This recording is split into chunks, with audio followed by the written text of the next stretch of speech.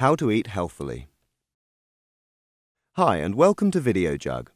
We all know that healthy food is good for you, but sometimes making those healthy choices is easier said than done. Videojug spoke to renowned nutritionist Yvonne Bishop-Weston to show you how to eat healthily without losing your cool. Why bother?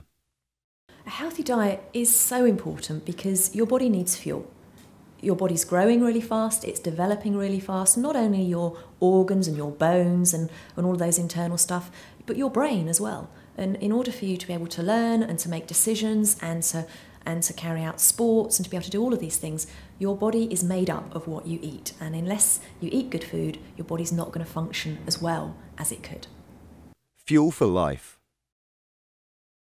There's three big food groups in the diet: protein, carbohydrates and fats. Carbohydrates are starchy things like bread, rice, pasta, potatoes, but carbohydrates also include fruit and vegetables. And all carbohydrates convert into a sugar called glucose in the body, which is what provides the fuel for the body and the fuel for the brain. Protein comes from animal foods like eggs and dairy products like cheese and meat and fish and beans and pulses and nuts and seeds. And there's good proteins and not so good proteins. And it's not great to have too many of the animal proteins. Some is fine, but too many animal proteins are not great because they come along with lots of unhelpful fat. And the vegetable proteins don't. So make sure you include, and even baked beans are a good source of vegetable protein. Make sure you include some of the vegetable proteins as well as the meat proteins. Fats is a fairly easy one because it's a very clear division. There's good fat and there's bad fat. The good fat feeds your brain. The good fat makes up every single cell in the body so that you can function properly. You can get all of the stuff you need to produce energy and things into the cell, and you can get all of the toxic waste out and everything works well. The bad fat is sticky and solid. Think of lard, and it makes every cell in the body sticky, so you can't get all your nutrients into the cells where everything happens. As well as the three big food groups, proteins, carbohydrates and fats, there's also the micronutrients. And these we need in less quantities, but they're really, really vital for health. And that's the vitamins and the minerals that come along with your food. And if you eat foods close to their natural state, you're going to get more of these. And then the biggest way of getting the vitamins and minerals in is fruit and vegetables. Foods to skip. So the things to really steer clear of is sugar and caffeine. So not too many sweet and caffeinated drinks, or ideally none at all.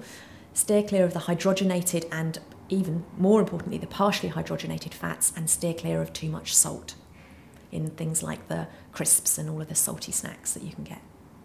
Mix it up. Healthy food really doesn't have to be boring. There's so many different things that you could include if you just open up your imagination to all of the foods out there and get involved. You know, help make the decisions. Don't just leave it to other people in your family like your parents to decide what you're eating, but choose which vegetables you like, choose what you might like, and get involved with the cooking so that you can have things that you like. You could, for instance, make pizzas, mini pizzas with a wholemeal base, chuck loads of different veg on that you like. You could have wraps or tortillas for lunch instead of just a sandwich, because you can't eat a sandwich every day for lunch. And you could put in things like hummus and different vegetables or bits of chicken, whatever you like really. You could make up smoothies and just blitz anything that you like the look of. For instance, avocados are great in smoothies. They go a bit green, but they're fantastic for your skin and they're fantastic for your health, and they taste really good when they're mixed with fruit. There's so many different things you could try. Try new things. It's easy to think that healthy food is going to taste pretty awful and that the unhealthy stuff tastes good, so why should you change? Obviously, the reason to change is because it's going to make you healthier, but that's not the only reason to change. The other reason to change is because good food does actually taste nicer. It has more flavour, and it might be that there's just so many different good healthy foods on offer that you don't know about, and it may be that you just haven't tried them, and you might need to try a whole host of different fruits and vegetables to work out which ones you really like and which ones work for you, because we all like slightly different things. And the other thing is that just because you didn't like something in the past doesn't mean that you won't like it anymore, because as our bodies grow and develop and our taste buds change, you might find that something that you didn't like 6 months ago is actually really delicious now, and you really do quite like it. Lead the way.